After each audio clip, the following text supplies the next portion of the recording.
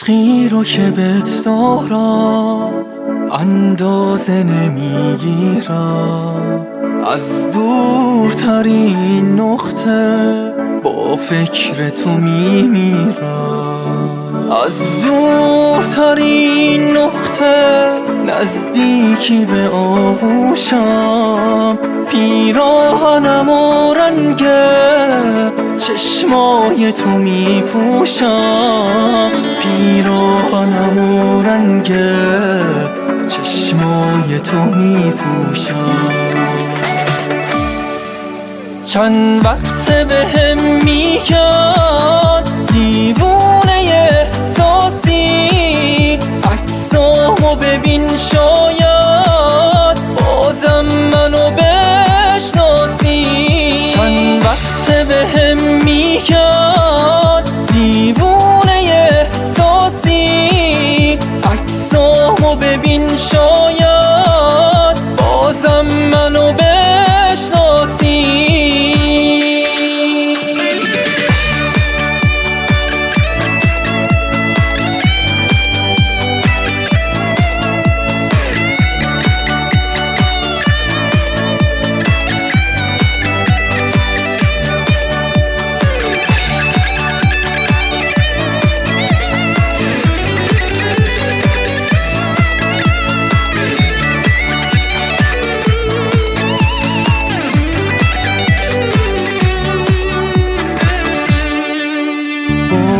که تو از حرکت بهتر منو میفهمی، وقتی تو خودت میری مثل همه بیرحمی. من دست خودت دادم این قلب گرفتارو، بد موقعی یادت رفت این عاشق بیمارو. خوبم ولی با فکرت آشفته تر از پیشم، موهاتو که میبندی آشفته ترم میشم. چند وقت بهم میگن دیوونه احساسی، عکسامو ببین شاید بازم منو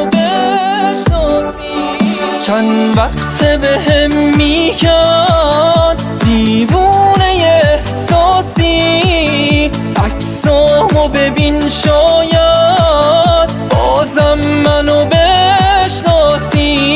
چند وقت بهم میگن دیوونه احساسی، عکسامو ببین شاید بازم منو بشناسی، بازم منو بشناسی. مجتبی جانان.